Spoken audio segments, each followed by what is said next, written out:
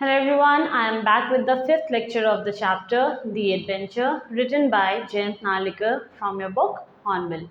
Students, in the previous lecture, we have already discussed that Professor Gaitonde in his parallel universe has reached a library, and where he's reading all the volumes of history books to find out the exact point of event where the history has taken a different turn.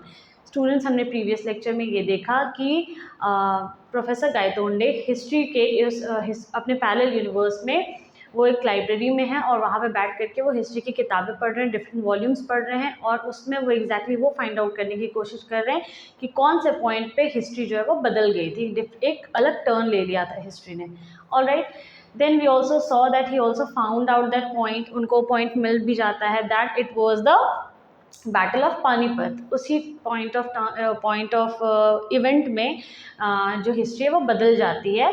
In according to the history book in his parallel universe, actually the Marathas has won the battle while whereas Afghans have lost the battle and they have invaded and they have fled away from India. वो लोग यहाँ से भाग गए हैं और मराठा ने battle को जीत लिया है. And we also saw that how smoothly things changed in India till today and till the present day of Professor Gaitonde. उस दिन तक, जिस दिन प्रेजेंट डे में प्रोफेसर गायतोंडे जिनका एक्सीडेंट हुआ, उस दिन तक चीज़ें किस तरीके से बदली हैं वो सारी चीज़ें उन्होंने पढ़ रहे हैं. We saw that the changes that occurred in the 19th century, we also saw the changes that occurred in the 20th century and how smoothly we set our foot in democracy. कितनी smoothly India ने अपने कदम democracy की तरफ रखे. इन सारी चीज़ों को हमने उनके पैरेलल यूनिवर्स के अकॉर्डिंग देख लिया है. But the reality is quite different as we know today कि इतनी आसानी से हम लोग को डेमोक्रेसी नहीं मिली थी, इतनी आसानी से हम लोग को फ्रीडम नहीं मिला था.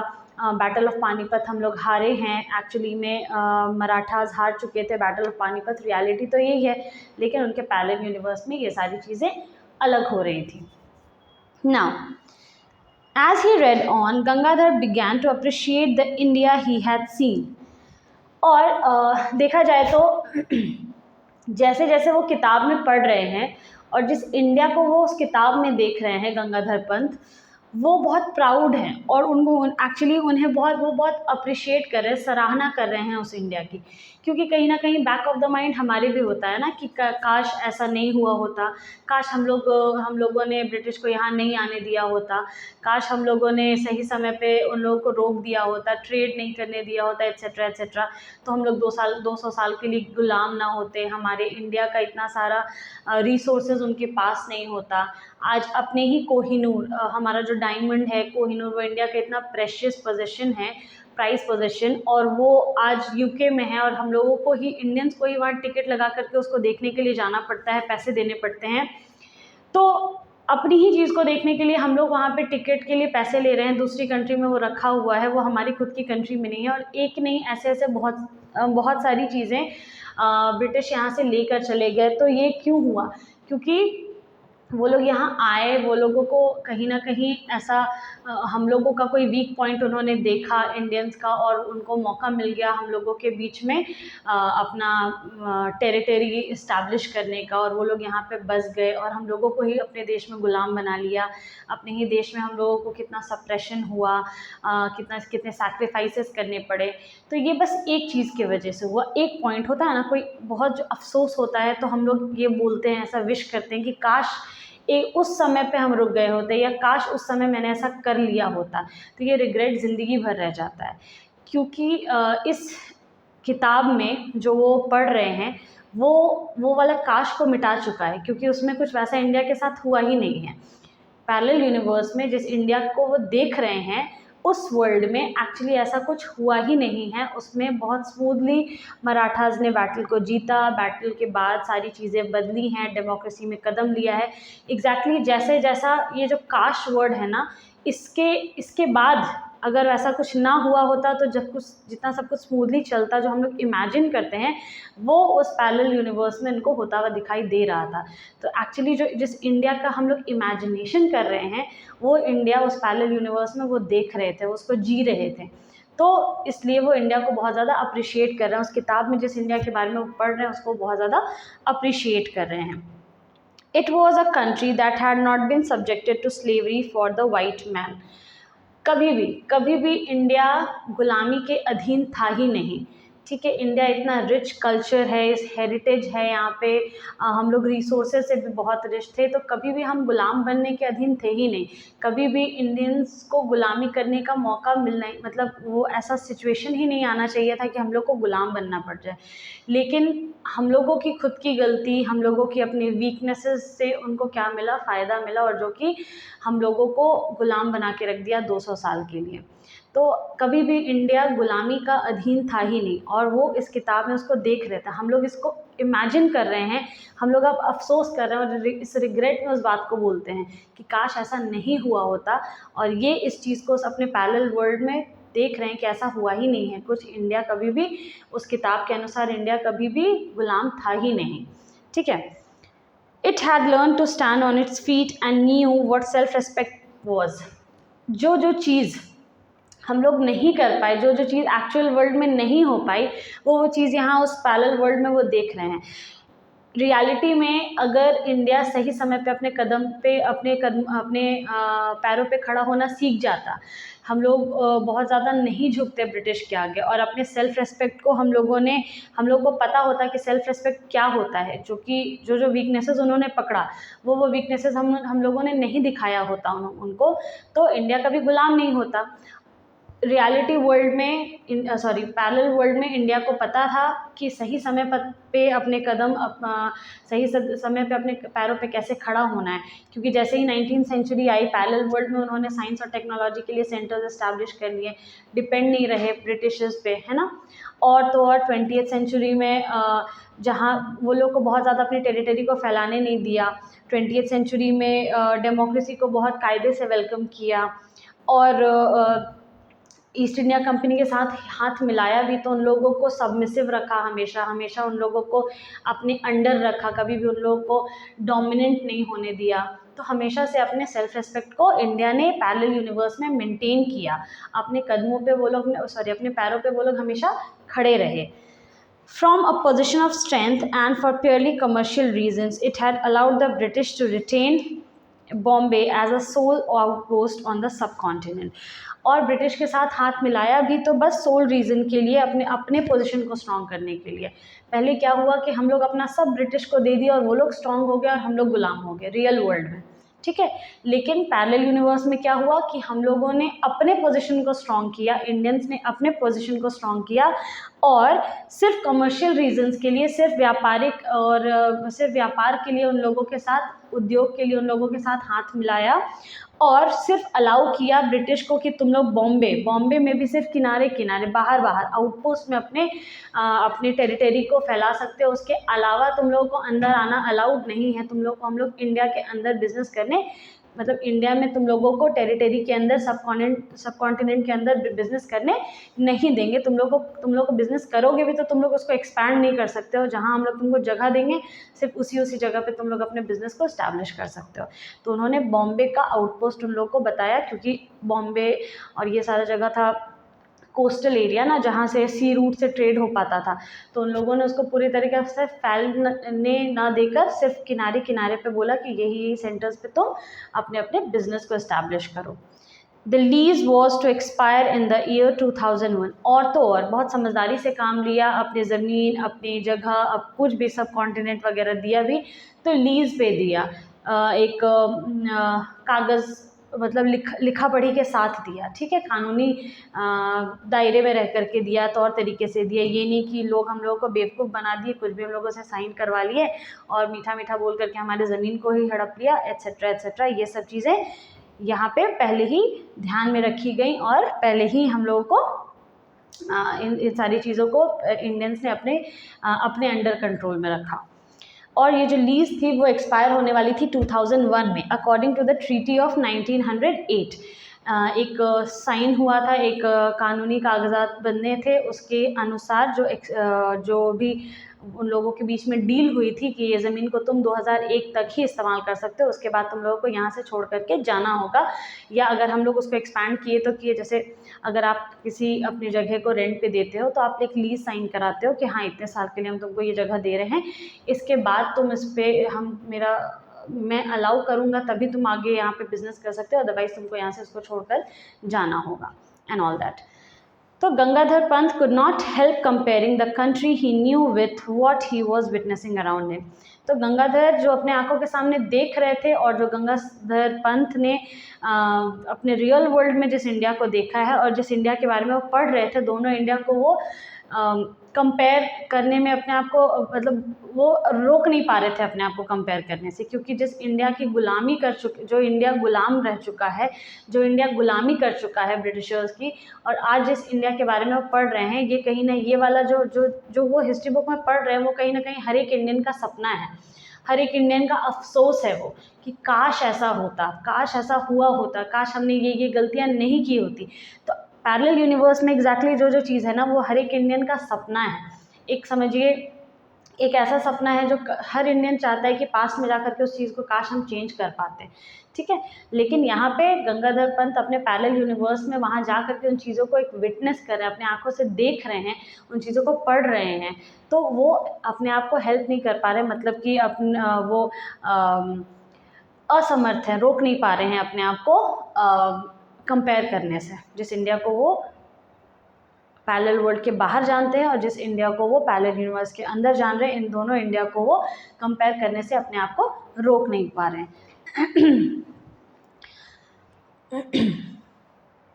But at the same time, he felt that his investigation was incomplete.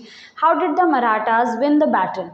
To find the answer, he must look for accounts of the battle itself. ये सब तो ठीक था, इनको ये तो समझ में आ गया था कि कौन से पॉइंट ऑफ टाइम पे जो हिस्ट्री है वो बदल गई थी। रियल वर्ल्ड में बैटल ऑफ पानीपत मराठा हार गए थे, अफगान्स जीते थे उसको, ठीक है। पैरेलल यूनिवर्स में जब किताब वो पढ़ रहे थे तो उनको वो पॉइंट मिल गया कि अरे रियल वर्ल्ड में तो मराठा तो हार चुके थे, लेकिन पैरेलल यूनिवर्स में तो मराठा यहाँ पे दिख रहा है जीत गए, और उसके बाद ये फॉलोइंग चेंजेस हुए, कॉन्सिक्वेंसेज उनको दिखाई दिया। लेकिन मराठास जीते कैसे, इस बात का जवाब उनको अभी तक नहीं मिला था, कहीं भी नहीं मिला था। तो उनका इन्वेस्टिगेशन यानी कि उनकी छानबीन अभी ख़त्म नहीं हुई थी, वो अधूरी थी। उनका सबसे बड़ा सवाल ये था कि आखिर मराठास जीते कैसे थे, क्या करके जीते थे। To find the answer, he must look for the accounts of the battle itself। तो इस बात का जवाब ढूंढने के लिए उनको पर्टिकुलरली उस बैटल के बारे में, अभी तो वो पूरी हिस्ट्री पढ़ रहे हैं ना, और जिसका एक इवेंट है बैटल ऑफ पानीपत, लेकिन अब उनको सिर्फ बैटल ऑफ पानीपत को देखना होगा, बैटल ऑफ पानीपत के बारे में सब कुछ डिटेल में पढ़ना होगा, ताकि वो ये फाइंड आउट कर पाएँ कि क्या हुआ था एग्जैक्टली ऐसा जिसके वजह से मराठास जीत गए और अफगान्स हार गए, ठीक है। He went through the books and journals before him। उनके आगे बहुत सारी किताबें थी, बहुत सारे हैंड रिटन जर्नल का मतलब जो डेली इवेंट्स लिखते हैं उनको जर्नल बोला जाता है। जैसे डायरी लिखते हैं ना लोग, डायरी एंट्री करते हैं कि पूरे दिन उनके साथ क्या हुआ, तो जर्नल होता है वो डिटेल्ड राइटिंग होता है। तो उसी तरीके से तो उनके आँख के सामने जो भी उनको सामने में बुक्स और जर्नल्स दिखाई दिए, वो सारी चीज़ों को पढ़ना शुरू कर देते हैं। At last among the books he found one that gave him the clue। और आखिरकार उनको उनके सामने एक किताब नज़र आती है जिससे उनको वो क्लू मिल गया, उनको एक हिंट मिल गया, एक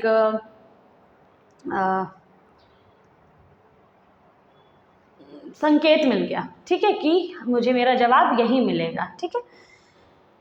to find the answer it was the Bhau Sahebanchi बखार। बहुत इंपॉर्टेंट वर्ड है।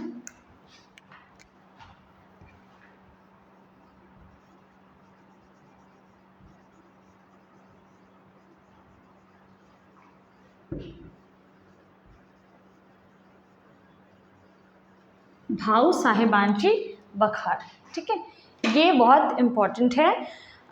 इट वॉज ये जो किताब थी ये क्या है, भाऊ साहेब आंची बखार क्या है कि पहले क्या होता था, मराठास जो भी बैटल्स को जीतते थे, ये मराठा लैंग्वेज में लिखी हुई किताब, मराठी में लिखी हुई किताब है, मराठी लैंग्वेज में, और मराठास के द्वारा ही लिखी गई है।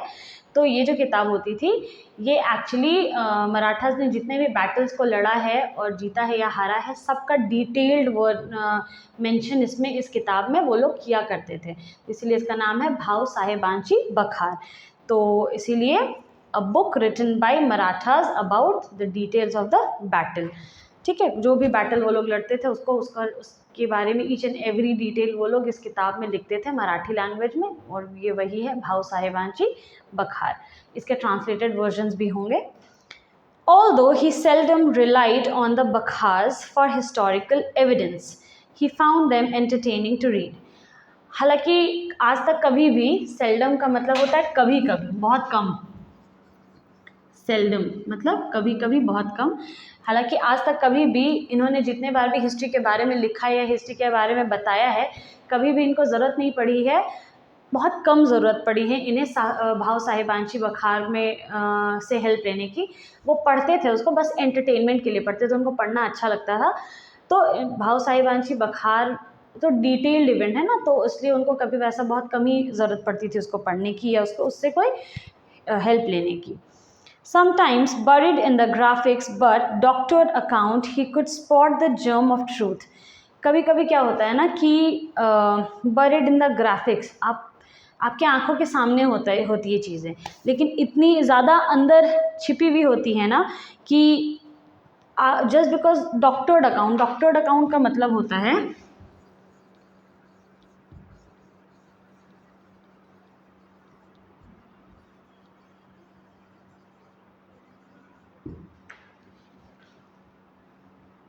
हाँ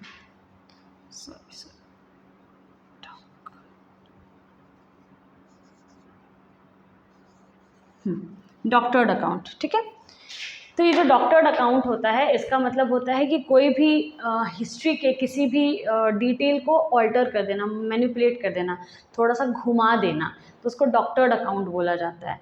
तो चीज़ें कभी कभी आपके सामने होती हैं, लेकिन जस्ट बिकॉज कि उसको मैनिपुलेट कर दिया गया है तो आपको दिखाई नहीं देती हैं, लेकिन जर्म ऑफ ट्रूथ यानी कि he could spot the germ of truth. लेकिन ये ऐसे थे ना कि इनकी नज़र इतनी मतलब इतनी परख वाली थी ना कि ये उस जर्म में, उस गंदगी में भी, उस ऑल्टर्ड ट्रूथ में भी, उस डॉक्टर्ड अकाउंट में भी इनको हिंट, सच्चाई का एक हिंट मिल जाता था, ये ढूंढ लेते थे उससे भी, मतलब इनकी आंखों से सच्चाई छिप नहीं सकती थी, ये स्पॉट कर ही लेते थे। ठीक है, जर्म ऑफ ट्रूथ यानी hint of truth. He found one now in a 3-line account of how close विश्वास Rao had come to being killed. और इनको यहाँ पे भी भाऊ साहेब आंची बखार जब ये पढ़ना शुरू किए तो इनको वो जगह मिल गया, उनको हिंट ऑफ ट्रूथ मिल गया, आखिर वो जगह मिल गई जहाँ से उनको ये समझ में आएगा कि मराठास आखिर बैटल को जीते तो जीते कैसे। ठीक है, ये वाला चीज़ इनको यहाँ पे अब इसका आंसर मिल जाएगा, यानी कि इतने बारीक तरीके से किसी चीज़ को देखते हैं, माइन्यूटली देखते हैं ना, बोलते हैं ना हीरे की परख से पारखी को होती है, तो वही ये वैसे ही हैं कि कोयले के खदान में भी हीरा कहाँ पे है, इनको ये परख लेते हैं उस चीज़ को अच्छे से। यानी कि हिस्ट्री ढेर सारी हिस्ट्री रखी हुई हो, उसमें कौन सा इवेंट कहाँ पे कैसे ढूंढना है इनको अच्छे से पता होता है, और वो सच्चाई ये खोज करके निकाल लेते हैं। तो भाऊ साहेब आंची बखार में इनको वो पॉइंट बस 3 लाइन में ही वो दिख गया, उनको समझ में आ गया कि यही वो जगह है, यही वो लाइन्स है जहाँ मुझे पता चलेगा कि आखिर मराठास ने आखिर बैटल को जीता तो जीता कैसे। और विश्वास राव, रियल में तो क्या हुआ था कि विश्वास राव को गोली लगी थी और वो मर गया था, रियलिटी में विश्वास राव को गोली लग गई थी और वो मर गया था, तभी तो ये लोग मराठास बैटल हार गए थे। लेकिन इस बुक में कुछ तो ऐसा हुआ होगा ना जिसकी वजह से विश्वास राव जो है वो बच गया है और अभी भी वो जिंदा है, कैसे वो नहीं मरा है ना, इस चीज़ के बारे में। And then Vishwas Rao guided his horse to the melee where the elite troops were fighting and he attacked them। और वहाँ पे लिखा हुआ है, इसमें तो डिटेल लिखा हुआ है, तो उसमें लिखा हुआ है कि और विश्वास राव ने अपने घोड़े को उस भगदड़ में से मेली का मतलब होता है जो हाथापाई होती रहती है ना, युद्ध में जो हाथापाई होती रहती है, सब बहुत लड़ते रहते हैं, भगदड़ जैसा हो जाता है, तो मेली का मतलब होता है हाथापाई। जो सब लोग ज़मीन पे लड़ रहे थे, बहुत कन्फ्यूजन चल रहा था, कौन कहाँ लड़ रहा है, कुछ समझ नहीं आ रहा था, उस बीच में से विश्वास राव ने अपने घोड़े को क्या किया, गाइड किया, और where the elite troops were fighting, जहाँ पे जो जैसे अलग अलग जो सेना होती है ना, तो उसमें सेनाएं अलग अलग होती हैं, ट्रूप्स होते हैं, जैसे कुछ बहुत इम्पोर्टेंट सोल्जर्स होते हैं, कुछ नॉर्मल सोल्जर्स होते हैं, कुछ जैसे कि हम लोग चेस खेलते हैं तो उसमें कैसा होता है, सबका अलग अलग रोल होता है, सबका अलग अलग इम्पोर्टेंस होता है ना, तो वैसे ही विश्वास राव का जो एलीट ट्रूप था, यानी कि एलीट सेना थी, यानी कि जो खास सेना थी, उसके तरफ अपने घोड़े को वो बढ़ाने के लिए घोड़े को गाइड किया जाता है ना, मतलब लगाम घुमाते हैं, ठीक है। एंड ही अटैक देम, और क्या करते हैं, उन लोगों को वो विश्वास राव अटैक करते हैं। एंड गॉड वॉज मर्सीफुल, लेकिन इस पैरेलल यूनिवर्स में के हिसाब से गॉड, रियल वर्ल्ड में तो गॉड ने कोई मर्सी नहीं दिखाई थी, रियल वर्ल्ड में विश्वास राव मारा गया था, गॉड ने कोई रहम नहीं किया था। अभी जब वो अपने घोड़े को घुमाता है उस हाथापाई वाले जगह से और एलीट ट्रूप की तरफ मुड़ता है जाने के लिए, तभी उसको अटैक करते हैं वो लोग, और यहाँ पे क्या होता है, भगवान थोड़े से दयावान हो जाते हैं, भगवान दया दिखाते हैं। A shot brushed past his year, और एक गोली आती है और उसके कान से सट करके निकल जाती है, एकदम कान से ऐसे ब्रश करते हुए, यानी कि हवा करते हुए वो पार हो जाती है, ठीक है। यानी कि रियल वर्ल्ड में क्या हुआ था, वही गोली विश्वास राव को लग गई थी, यहाँ पे वही गोली उसके कान को छू करके निकल गई है। Even the difference of a तिल, तिल यानी कि तिल का दाना, किचन में देखा होगा आपने, सेसिमी सीड जिसको कहते हैं, ठीक है, तिल खाने वाला जो चीज़ होता है, जिसका तेल भी निकलता है,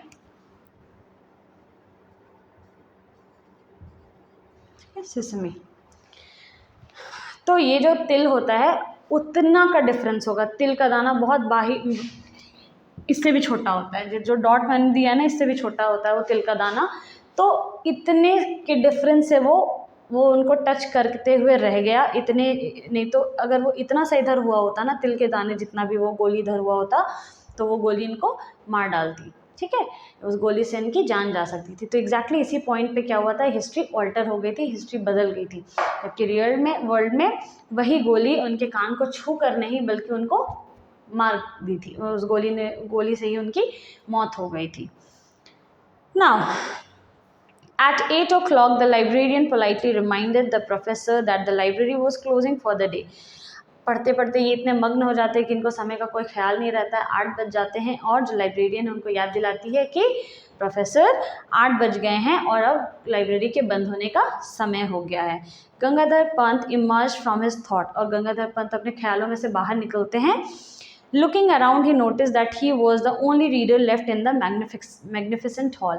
और जब वो चेयर से उठते हैं तो देखते हैं कि अपने आसपास देखते हैं तो उनको नज़र आता है कि उस बड़े से विशाल से हॉल में सिर्फ वही इकलौते रीडर बचे हुए थे, यानी वो इतने मग्न हो गए थे पढ़ने में, पढ़ते पढ़ते इतना खो गए थे कि उनको पता नहीं चला कि उनके आसपास के सारे लोग जा चुके हैं और वो पढ़ते ही रह जाते हैं। I beg your pardon, sir. May I request you to keep these books here for my use tomorrow morning? और वो कहती है, सर मैं माफ़ी चाहती हूँ लेकिन मुझे आपको जाने के लिए बोलना पड़ेगा। और गंगाधर पंत कहते हैं कि क्या मैं आपसे एक विनती कर सकता हूँ कि क्या आप ये सारी किताबें मेरे पढ़ने के लिए कल यहीं पे छोड़ सकती हैं, कि ताकि मैं कल आऊँ और फिर यहीं ये सारी किताबें मुझे यहीं मिले पढ़ने के लिए सुबह में। By the way, when do you open, और आप ये खोलती कब है, ये लाइब्रेरी कब खुलने का क्या समय है इस लाइब्रेरी का? तो आई बेग योर पार्डन, मुझे माफ़ करिएगा। एट 8 o'clock सर, तो वो कहती है कि सर 8 बजे हम लोग लाइब्रेरी खोल देते हैं। द लाइब्रेरियन स्माइल्ड, और लाइब्रेरियन जो है वो स्माइल करती है। Here was a user and researcher right art after his heart, और यहाँ पे एक यूज़र है और एक रिसर्चर है राइट आफ्टर हिज हार्ट, मतलब वो अपने पूरे दिल से रिसर्च कर रहे हैं, यानी कि वो उसको अभी भी उठ करके जाने का मन नहीं है, बट बहुत भारी दिल से वहाँ से उठ करके जा रहे हैं, क्योंकि समय हो गया है बंद होने का, तो वहाँ रुक नहीं सकता है, इसलिए अब उसको जाना ही पड़ेगा। उसके जाने का समय भी हो गया है, और हालांकि उसका पढ़ना ख़त्म नहीं हुआ है, लाइब्रेरी का टाइम भले ही ख़त्म हो गया, लेकिन उसका पढ़ना और उसका इंटरेस्ट अभी भी वही है, उसका जो रिसर्चर और यूज़र बुद्धि जो है ना, उसका जो सम पार्ट ऑफ रिसर्च वो वहीं पे है, वो उसको जाने का बिल्कुल भी मन नहीं है। As the professor left the table, he shoved some notes into his right pocket. Professor जो थे वो जब पढ़ते थे किसी चीज़ को तो साथ साथ नोट्स भी बनाते जाते थे, वो लिखते भी जाते थे। तो जब वो उठे वहाँ से निकलने के लिए, जब जा रहे थे, तो उन्होंने अपने पॉकेट में कुछ नोट्स को ठूस लिया। शब्द का मतलब होता है घुसाना, ठीक है, किसी चीज़ में किसी चीज़ को एंटर करना, घुसाना। वैसे पॉकेट जो स्पेस है वहाँ पे किसी स्पेस में किसी चीज़ को डालना, तो अपने पॉकेट में क्या करते हैं, उस नोट्स को डाल लेते हैं जो नोट्स वो बना रहे थे। Absent mindedly he also shoved the बखार इनटू हिज लेफ्ट पॉकेट। और अनजाने में, एब्सेंट माइंडेडली का मतलब कि उन्हें ध्यान नहीं रहता है, और अनजाने में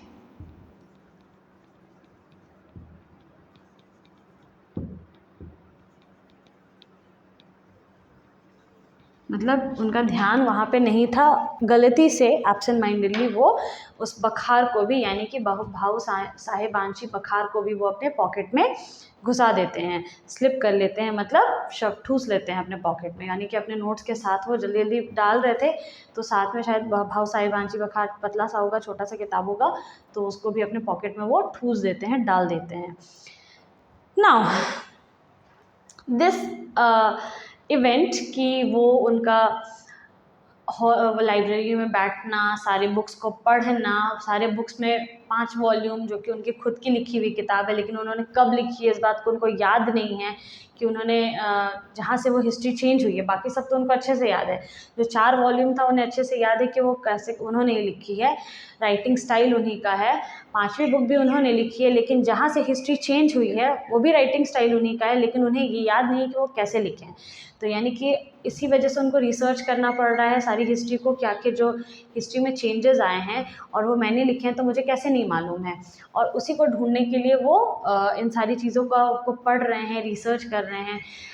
वॉल्यूम 5 में उनको ये तो पता चल जाता है कि हिस्ट्री बदली है, कहाँ पे बदली है, बैटल ऑफ पानीपत में बदली है, लेकिन एग्जैक्टली किस तरीके से मराठास जीते, ये बात अब उनको परेशान कर रही थी। पहले ये बात परेशान कर रही थी कि कौन से पॉइंट पे हिस्ट्री चेंज हो गया, और अब ये बात परेशान कर रही है कि आखिर मराठास जीते कैसे, क्योंकि रियल वर्ल्ड में तो मराठास मारे गए थे, सदाशिव राव भी और विश्वास राव भी, तो यहाँ पे कैसे क्या हुआ था, यहाँ पे सब कुछ ही उल्टा हो गया है। यहाँ पे दिख रहा है कि सदाशिव राव अच्छे से अपनी गद्दी को संभाले हुए, विश्वास राव को हैंडल करने के लिए दे दिया गया, ईस्ट इंडिया कंपनी के अगेंस्ट खड़ा कर दिया गया, एक्सेट्रा एक्सेट्रा, सारी चीज़ें यहाँ बड़े सलीके से हो रही है।